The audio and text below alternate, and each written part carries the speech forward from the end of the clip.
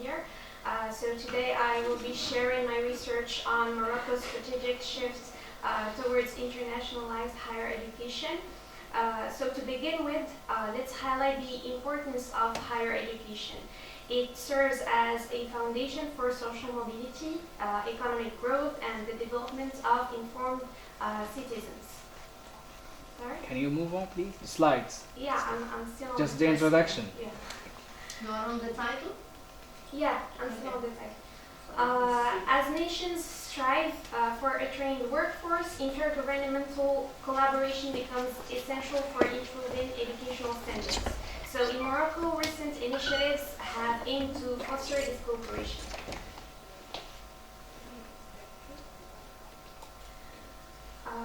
So this research will first explore the existing literature on intergovernmental cooperation, examining what current studies reveal about this topic. Next, I will outline the methodology employed in my analysis to gather relevant data. Following this, I will discuss the findings from previous studies specifically focused on Morocco and how they inform our understanding of intergovernmental cooperation in higher education. I will also assess the influence of international agreements on Morocco's educational landscape, highlighting the country's involvement in these frameworks.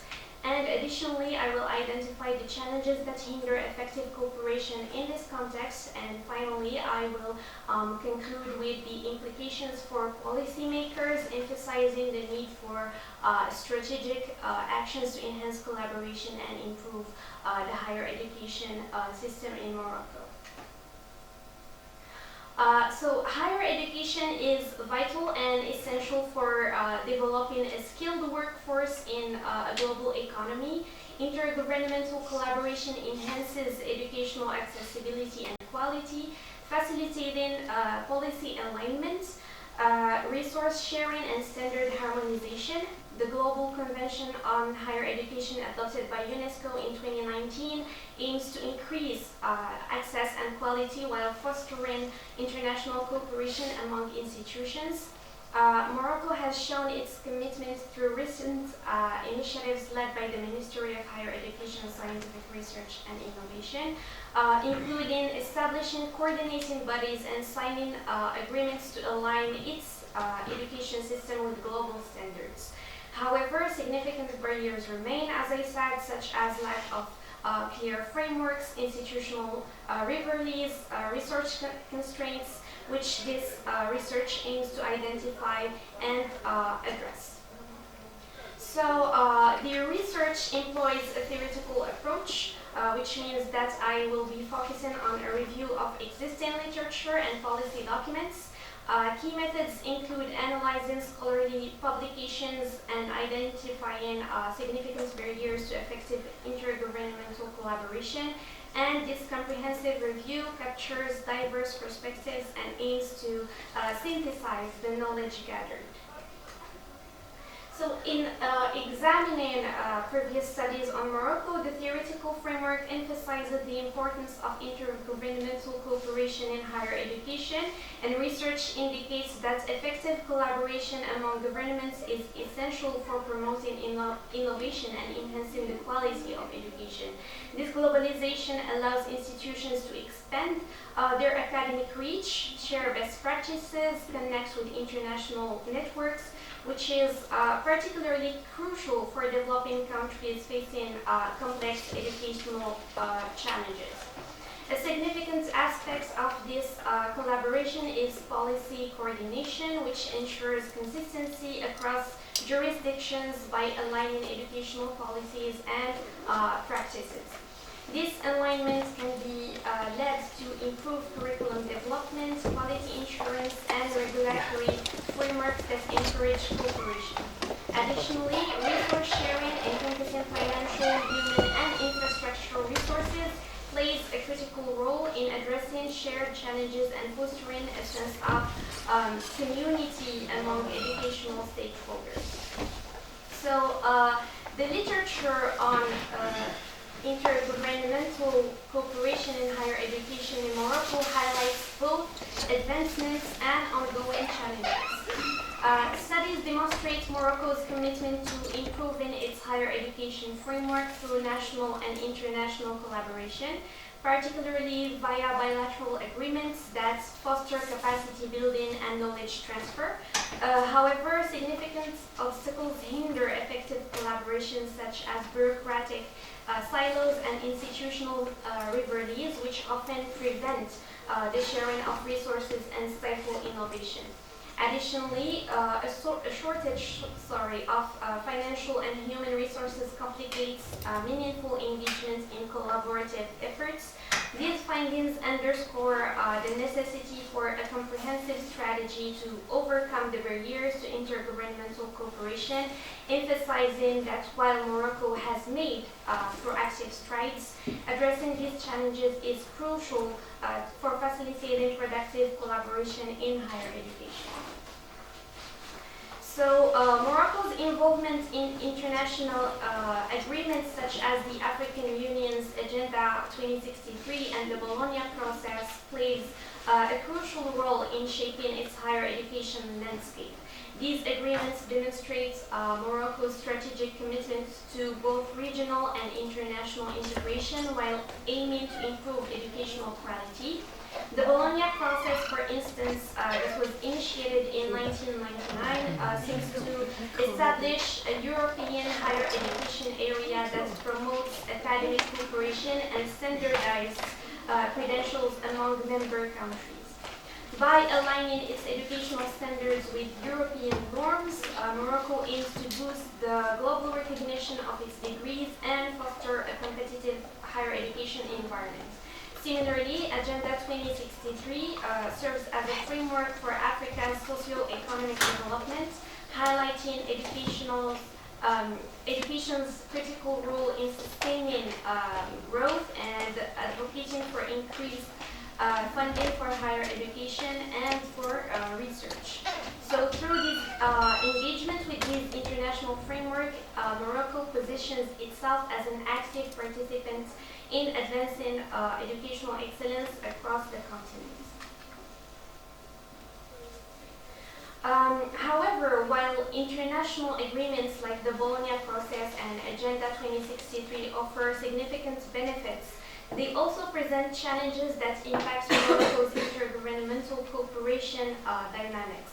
These agreements facilitate knowledge sharing and collaborative initiatives which can enhance educational practices and improve international recognition of Morocco's credentials. However, implementing the norms and procedures specified in these frameworks can be challenging. Morocco may face difficulties aligning its national policies with these agreements, resulting in inconsistent application. Additionally, limited resources can hinder the effective realization of the opportunities these agreements provide. The complexity of managing multiple international commitments further complicates coordination among governmental bodies and academic institutions, often leading to confusion that impedes cooperation. So ultimately, international commitments can serve as a framework for collaboration, encouraging stakeholders to pursue shared educational objectives. However, these challenges can exacerbate existing barriers to collaboration, as the pressure to meet international standards can reveal discrepancies between local practices and global expectations. These situations require careful coordination across various levels of government, which can strain resources and complicate decision-making processes. Despite these hurdles, Morocco has the opportunity to leverage these agreements to enhance intergovernmental collaboration and create a more integrated higher education system. And this is evident in its signing of 255 bilateral agreements with 103 countries from 1960 to 2023, highlighting Morocco's commitment to fostering international partnerships. So the challenges to intergovernmental cooperation in Morocco's higher education system are categorized into internal and external ones. Internally, universities face pressure to rapidly improve services in a competitive environment, which can hinder collaboration. Additionally, regulatory differences complicate alignment with international agreements, while shifting its funding and investment leads to economic uncertainties that restrict resources for collaborative projects. There's also cultural disparities that also come into play, and externally, a lack of bureaucratic effort is there, and ambiguity in roles often leads to misunderstanding and power struggles. Moreover, a lack of financial and human resources limits participation in collaborative initiatives, and different institutional priorities can obstruct the development of a cohesive cooperation strategy. So, in conclusion, intergovernmental cooperation is essential for the development of Morocco's higher education system. To enhance collaboration and achieve educational excellence, policymakers must address the barriers that have been identified. This involves promoting a culture of collaboration among governmental entities and educational institutions, as well as creating forms for communication to reduce institutional rivalries. Establishing the official networks that unite representatives from various agencies will foster trust, improve communication, and align goals for higher education. Clear frameworks for decision-making are also critical to clarify roles and responsibilities, reducing confusion and power imbalances in multi-stakeholder environments. Additionally, innovative funding methods should be explored to address research challenges alongside cultivating partnerships with private and international organizations for financial and technical support. And of course, finally, actively engaging with international frameworks will not only improve educational standards but also facilitates intergovernmental cooperation. A comprehensive strategy that prioritizes cooperation, transparency, and creativity in policymaking is essential for fostering a responsive and integrated higher education system. So now I'm just going to let you with some of the papers that I read in order to make this communication, and thank you very much. Thank you so much for the presentation, which was on time, by the way. Thank you. Below 2 minutes. Any questions? Yes, please, Nashwa. Thanks very much, really, for the Nihal, Hajar, and Professor Yamin. My question really about the students themselves in internationalization in general. Do you think, because if they are the main customer of everything for the university and the policymakers, they are the beneficiaries of the whole process. Do you think they need to be prepared for this? Because we're talking about culture, and you're taking them from comfort zone. You're going to face lots of challenges. So to buy it, do you think they need to be prepared in a way? And what is the role of HDI in this? Yeah, if you allow me, because that's the question that addresses me more than you, because if you want to start, you can start. No, you can start. No, just go ahead. I give the floor to you. Okay, young thank people. you. I do think that students might need some training beforehand, before going abroad, because obviously they will face some sort of culture shock, and that will cause some sort of distortion with their beliefs, their values.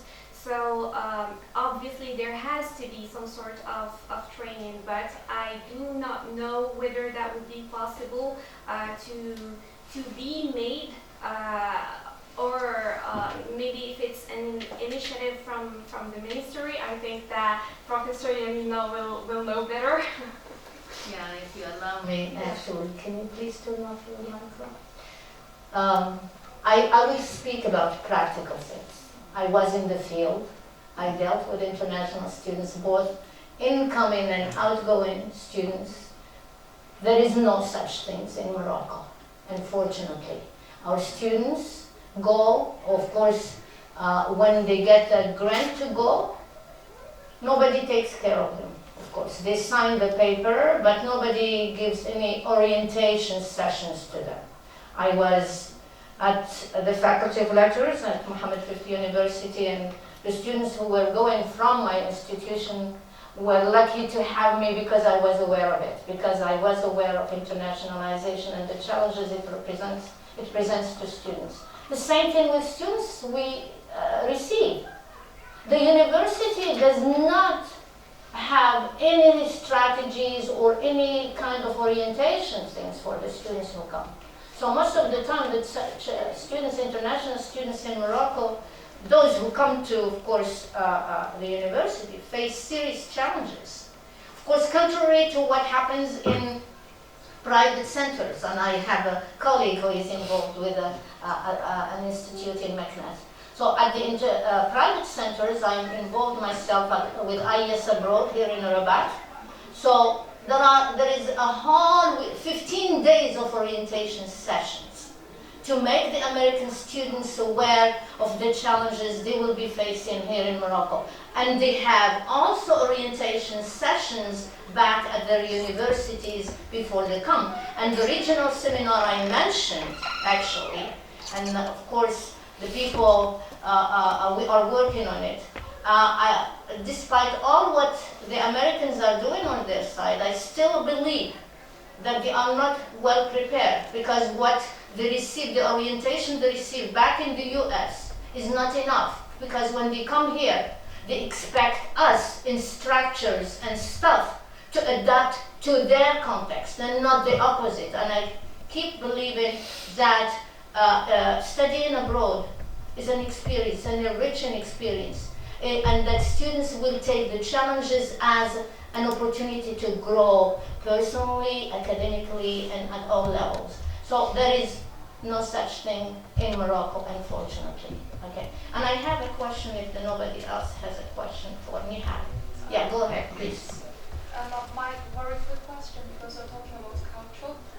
My question is, you always mentioned about, the foreign culture, for example, the culture that will in your purpose country or something, and we need to adjust ourselves or make ourselves adaptive to that culture. Because my question is, how could we take advantage of our own culture? Because Morocco, I suppose, Morocco's own culture would be very beautiful and very strong.